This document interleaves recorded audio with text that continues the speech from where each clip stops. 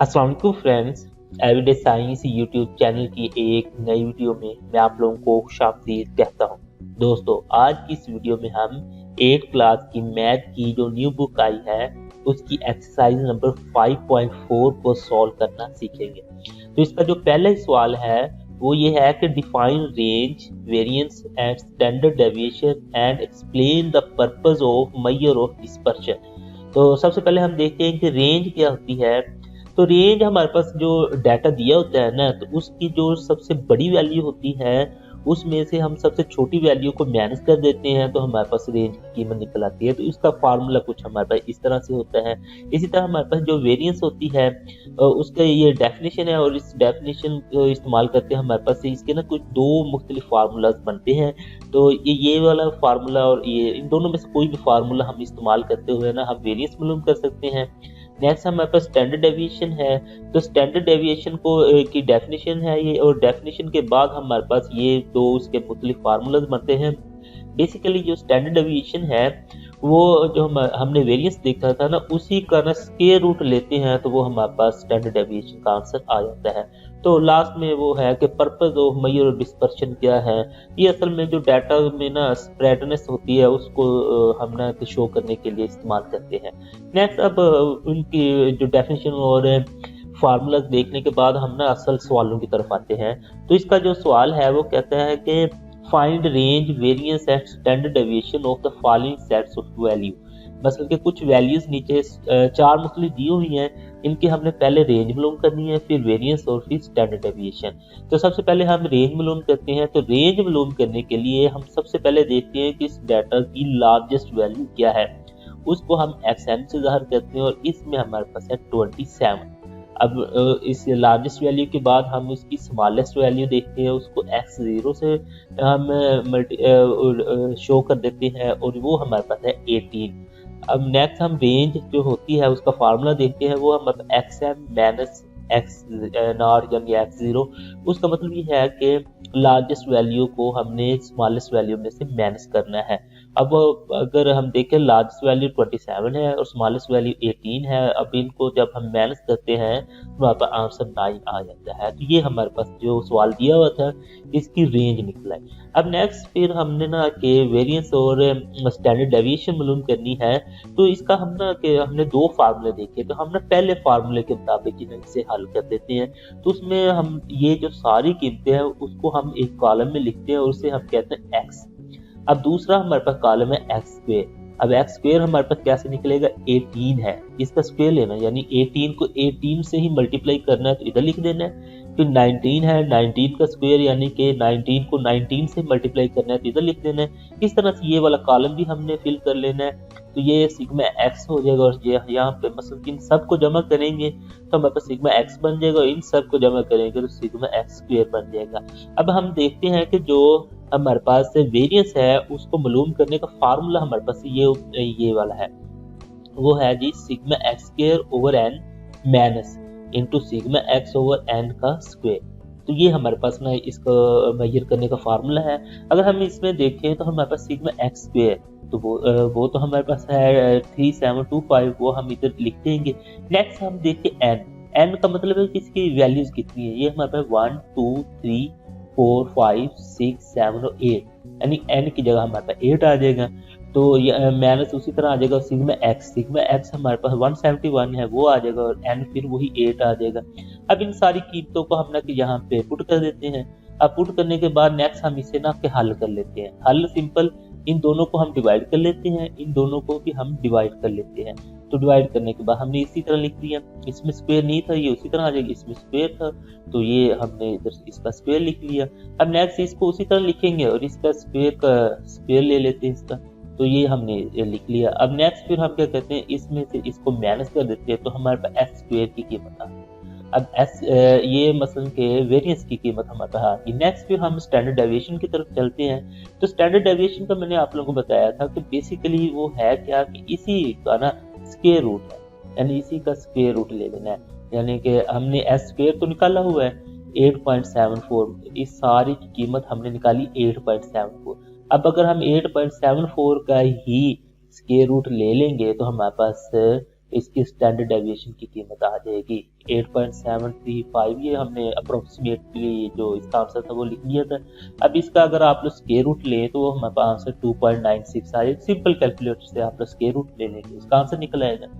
अब हम दूसरे सवाल की तरफ चलते हैं। तो दूसरे सवाल में भी हम सबसे पहले रेंज मालूम करेंगे, तो उसमें largest value, smallest value, range का फार्मूला है हमारे पास, कीमतें पुट कर देंगे और हम माइनस करेंगे तो हमारे पास रेंज निकल आएगी। अब नेक्स्ट फिर हमने क्योंकि वेरिएंस और स्टैंडर्ड डेविएशन मालूम करनी है तो वेरिएंस के लिए एक्स का कॉलम बना दिया और एक्स स्क्वायर का कॉलम बिल्कुल उसी तरह कि मतलब 75 को 75 से मल्टीप्लाई करके एक्स स्क्वायर निकालते जाना है। तो इसका ये हमने कॉलम भी फिल कर लिया। तो सिंपल कैलकुलेटर का इस्तेमाल है, आप लोग 75 को 75 से मल्टीप्लाई करते हैं, 88 को 88 से, 90 को 90 से, तो ये आप लोगों के पास हमारे पास ये आ जाएगा। अब नेक्स्ट हम उसी वही फार्मूला हमारे पास वेरिएंस का है तो उनकी कीमतें पुट कर देंगे और कीमतें पुट करके सिंपल से सॉल्व करेंगे तो हमारे पास वेरिएंस निकल आएगा। अब वेरिएंस के बाद नेक्स्ट जो हमारे पास है वो है स्टैंडर्ड डेविएशन। अब स्टैंडर्ड डेविएशन मतलब कि जो वेरिएंस का आंसर आया हुआ है सिंपल उसका स्क्वायर रूट ले तो हमारे पास स्टैंडर्ड डेविएशन निकल आएगा। इसी तरह हमारे पास इसी का जो तीसरा जुज है, तीसरे जुज में सबसे पहले हम रेंज निकालने के लिए लार्जेस्ट वैल्यू निकालते हैं, स्मॉलेस्ट वैल्यू निकालते हैं, फार्मूला लिखते हैं और फार्मूले में कीमतें पुट करते हैं, उनको माइनस करते हैं तो हमारे पास आंसर निकल आता है। अब नेक्स्ट फिर हम उसका वेरिएंस और स्टैंडर्ड डेविएशन मालूम करने के लिए एक्स का कॉलम बनाते हैं और फिर एक्स स्क्वायर का कॉलम बनाते हैं और इनको प्लस कर लेते हैं और नेक्स्ट फिर उसका फार्मूला और फार्मूले में हम कीमतें पुट करते हैं, कीमतें पुट करने के बाद उसे सॉल्व करते हैं और सॉल्व करने के बाद इसका हमारे पास आंसर आ जाएगा। ये हमारे पास वेरिएंस का जवाब आ गया। स्टैंडर्ड डेविएशन के लिए सिंपल उसका फार्मूला लिखे और उसका स्क्वायर रूट ले ले तो हमारे पास स्टैंडर्ड डेविएशन भी आ जाएगा। इसी तरह ये तीसरा जूस सॉल्व करने के बाद हम चौथे जूस पे आते हैं। तो चौथे जूस में भी सबसे पहले हम रेंज मालूम करेंगे। तो रेंज में सबसे पहले हम लार्जेस्ट वैल्यू इस डेटा की मालूम कर लेते हैं, फिर स्मॉलेस्ट वैल्यू लिख लेते हैं, उसके बाद फिर रेंज का फार्मूला है और फार्मूले में कीमतें पुट करेंगे और इनको माइनस करेंगे तो हमारे पास आंसर निकल आएगा रेंज का। रेंज के बाद हमने वेरिएंस मालूम करनी है तो उसके लिए ये सबसे पहले एक्स का कॉलम बना लेते हैं, फिर एक्स का कॉलम बनाएंगे, सिग्मा एक्स भी निकाल लेंगे और साथ में एक्स स्क्वायर का कॉलम बना लें और उसका भी हमने सिग्मा एक्स स्क्वायर भी बना लिया। अब नेक्स्ट फिर वही वेरिएंस का फार्मूला है और फार्मूले में हमने कीमतें पुट कर दी और हमारे पास ये आंसर निकल आएगा। अब नेक्स्ट फिर स्टैंडर्ड डेविएशन के लिए हमने सिर्फ उसका स्क्वायर रूट लेना है तो उसका भी आंसर निकल आएगा। तो इस तरीके से वो हमारे पास सारे सवाल हल हो गए। वो सिंपल बस एक सवाल अगर आप लोगों को अच्छे तरीके से आप लोग कर लें तो बाकी सारे उन्हीं को आप लोग फॉलो करते हुए करने तो वो आप लोग इजीली कर लेंगे। नेक्स्ट हमारे पास तीसरा सवाल है, उसमें ना कि ये है कि वो कहते हैं इन data n is equal to 5। हमारे पास n इज इक्वल टू 5 है, सिग्मा x भी दे दिया और सिग्मा x स्क्वायर भी दे दिया। अब वो कहता है कि वेरिएंस और स्टैंडर्ड डेविएशन आप लोगों ने मालूम कर। इसमें ना पीछे वाले जो सवाल थे उसमें उसने डाटा दे दिया था सिग्मा एक्स भी हमने खुद वो हमने ना टेबल बना के मालूम किया था और सिग्मा एक्स स्क्वायर भी टेबल बना के मालूम किया था। लेकिन अब क्या किया उसने एन भी दे दिया, सिग्मा एक्स खुद निकाल के दे दिया, सिग्मा एक्स स्क्वायर भी खुद निकाल के दे दिया। सिंपल उसने कहा कि वेरिएंस और स्टैंडर्ड डेविएशन मालूम करें। तो हम क्या कहते हैं कि उनके फार्मूले, अब फार्मूला हमारे पास ये वेरिएंस का है, वेरिएंस के फार्मूले में हमारे पास सिग्मा एक्स स्क्वायर है तो इसकी कीमत पुट कर दे, एन है उसकी कीमत पुट कर दे, सिग्मा एक्स है तो उसकी कीमत पुट कर दें, फिर एन है तो उसकी कीमत पुट कर दें। यहाँ पे हमने सिंपल कीमतें पुट कर दी, इन दोनों को डिवाइड करें और इन दोनों को डिवाइड करें तो ये हम ना कि इधर इस तरह से लिख देंगे।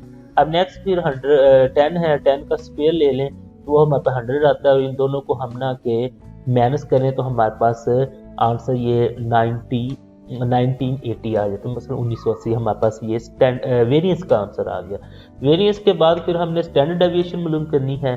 तो स्टैंडर्ड डेविएशन के लिए सिंपल ये फार्मूला लिखें, क्योंकि वो स्टैंडर्ड डेविएशन इसका स्क्वायर रूट ही होता है तो हम 1980 का स्क्वायर रूट लें तो हमारे पास ये स्टैंडर्ड डेविएशन आ जाएगी 44.5। मसलन कि अब हम उसे हल कर रहे हैं तो दोबारा इस सारे को हल करने के बजाय हम ना कि सिंपल उसकी जो वैल्यू निकाली होती है वही पुट कर देते हैं और उसका आंसर निकाल लेते हैं।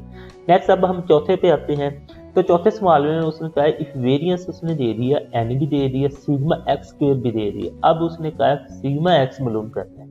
पीछे वाले में हमने वेरिएंस और स्टैंडर्ड डेविएशन मालूम करना था, अब उसने उनकी कीमतें दे दी हैं लेकिन सिग्मा एक्स हमसे कहा कि आप लोग मालूम करें। तो सबसे पहले हम उसका फार्मूला लिखते हैं। फार्मूला लिखने के बाद जो कीमतें दी हुई हैं हमने ना कि फार्मूला लिखने के बाद नेक्स्ट फिर हम ना कि ये sigma x square over n तो उसी तरह आ जाएगा। इसको थोड़ा सा ना कि हम मसलन इसको लैदा से और इसको लैदा से लिख लेते हैं। मतलब ये सिग्मा एक्स स्क्वायर हो जाएगा और नीचे वाला जो वो हमारे पास एन स्क्वायर हो जाएगा। अब हमने ना कि कीमतें पुट कर देनी है। अब हम अगर कीमतें पुट करते हैं तो ये एस स्क्वायर यानी कि वेरिएंस की कीमत तो हमारे पास 5 थी। सिग्मा एक्स स्क्वायर की कीमत ये दी हुई है 280, वो हमने पुट कर दी। एन की कीमत हमें 7 दी है, वो हमने पुट कर दी। माइनस उसी तरह आ गया सिग्मा एक्स का स्क्वायर है ये, तो ये उसी तरह आ जाएगा क्योंकि सिग्मा एक्स हमने मालूम करने हैं। और नीचे 7 का स्क्वायर मतलब कि एन का स्क्वायर है तो ये 7 का स्क्वायर हो जाएगा। नेक्स्ट हम इसे हल करते हैं। तो हल करने के बाद हमारे पास ना कुछ थोड़ा सा मतलब 5 उसी तरह है, 280 और 7 उसी तरह आ जाएगा। सिग्मा एक्स का स्क्वायर है और नीचे 49। अब नेक्स्ट ना इसको इस तरीके से तो सॉल्व करना थोड़ा सा मुश्किल है, तो हम क्या करते हैं इन दोनों का एलसीएम लेते हैं। एलसीएम अगर हम 49 और 7 का लें तो हमारे पास 49 आता है। तो 49 को हम ना तीनों के साथ मल्टीप्लाई कर देते हैं, तो ये जो हमारे पास बटे में रकमें हैं ना ये ख़त्म हो जाएंगी और सिंपल हमारे पास ना सीधी सीधी रकमें आ जाएंगी। उनको सॉल्व करना थोड़ा इजी होता है, तो हम 49 से सबको मल्टीप्लाई कर देते हैं। तो इसको 49 से इसको भी और इसको भी, ये 49 से कट जाएगा, ये 7 और ये 7 और 49 में से 7 आंसर आ जाएगा। इन दोनों को मल्टीप्लाई करें हमारे पास ये आंसर आ जाएगा। ये 7 आया तो 7 को 280 से मल्टीप्लाई करें तो ये आंसर आ जाएगा। ये 49 ये 49 से कट जाएगा तो ये सिग्मा एक्स का स्क्वायर ही आ जाएगा। अब नेक्स्ट इसे हम मजीद हल करते हैं। तो सिग्मा एक्स स्क्वायर को हम दूसरी साइड पे ले जाते हैं। 240 जो 5 है वो इधर आ जाएगा, ये उधर जाके प्लस हो जाएगा और ये इधर आके माइनस हो जाएगा। अब नेक्स्ट इसे इसको जब हम माइनस करते हैं हमारे पास आंसर आ जाता है 1715। अब ये आंसर जो आया वो सिग्मा एक्स स्क्वायर का है, हमें चाहिए सिर्फ सिग्मा एक्स। तो उसके लिए हम क्या करेंगे दोनों साइडों का स्क्वायर रूट ले लेंगे।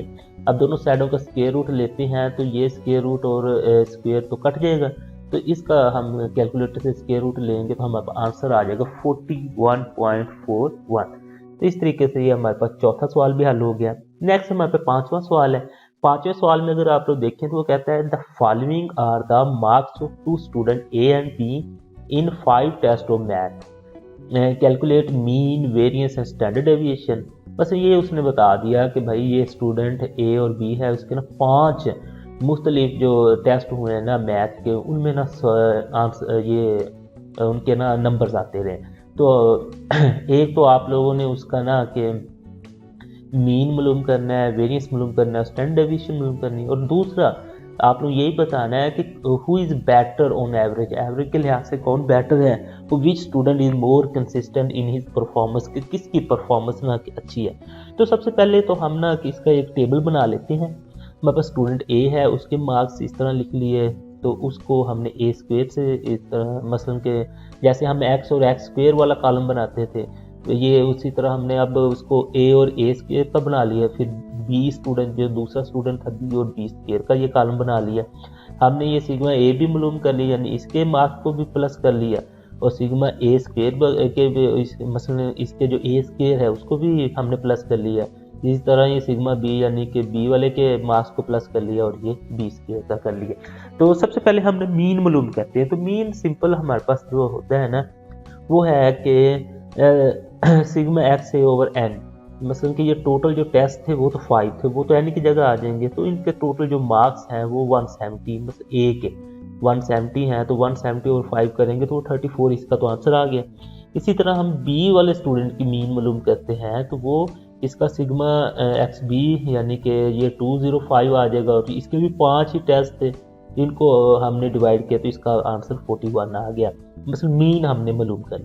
अब नेक्स्ट हमने मीन के बाद मालूम करनी है वेरिएंस और फिर स्टैंडर्ड डेविएशन मालूम करनी है। तो ए की जो वेरिएंस अगर हम मालूम करते हैं तो अब सिंपल हमने यहाँ पे चेंजिंग ये की है कि x की जगह हमने a लगा दिया, तो उससे कोई इतना फ़र्क नहीं पड़ेगा क्योंकि मसलन के हमने चीज़ें वही इस्तेमाल करनी है। तो ये सिग्मा a का स्क्वायर यहाँ पे सिग्मा x का स्क्वायर होता था, तो ये a के स्क्वायर की कीमत हमने पुट कर दी, और ये n हमारे पास 5 है वो पुट कर दी, फिर सिग्मा a कीमत पुट कर दी और n 5 है। तो नेक्स्ट उसे अगर हमने हल किया, इन दोनों को डिवाइड किया तो ये आंसर आया, इन दोनों को डिवाइड किया तो ये आंसर आ गया। आगे इसका स्क्वायर लिए तो ये आंसर आ गया और इसको माइनस करें तो ये हमारे पास वेरिएंस आ गई। अब इसी का हम स्टैंडर्ड डेविएशन मालूम कर देते हैं। तो स्टैंडर्ड डेविएशन के लिए सिंपल इसका स्क्वायर रूट लेंगे तो इसका आंसर आ जाएगा। अब नेक्स्ट हम स्टूडेंट बी पे जाते हैं, उसका वेरिएंस मालूम कर लेते हैं बिल्कुल उसी तरीके से, और स्टैंडर्ड डेविएशन भी उसका मालूम कर लेते हैं। अब नेक्स्ट हम ना के सवालों पे आते हैं जो 2 सवाल नीचे पूछे हुए। वो कहता है who is better based on average, average की बेस पे कौन बेहतर। ये मैंने दोनों की एवरेज आप लोगों के सामने रख दी है। तो जो स्टूडेंट बी है उसकी एवरेज अच्छी है, तो इसका मतलब student B is better on average. अब नेक्स्ट अगर हम देखें दूसरा सवाल था which student is more consistent in his performance. अब जाहिर बात है जिसकी जो एवरेज अच्छी है तो वो कंसिस्टेंट मतलब उसका ना कि परफॉर्मेंस भी उसी की अच्छी होगी। तो इस तरीके से आप लोगों ने ये देखा कि ये पूरी एक्सरसाइज हमने ना सॉल्व करना सीख ली है। उम्मीद है आपको आज की ये वीडियो अच्छी लगी होगी। वीडियो अच्छी लगे तो इसे लाइक करें, इसे अपने दोस्तों के साथ शेयर करें और हमारा चैनल लाजमी सब्सक्राइब कर लें। Thanks for watching. अल्लाह।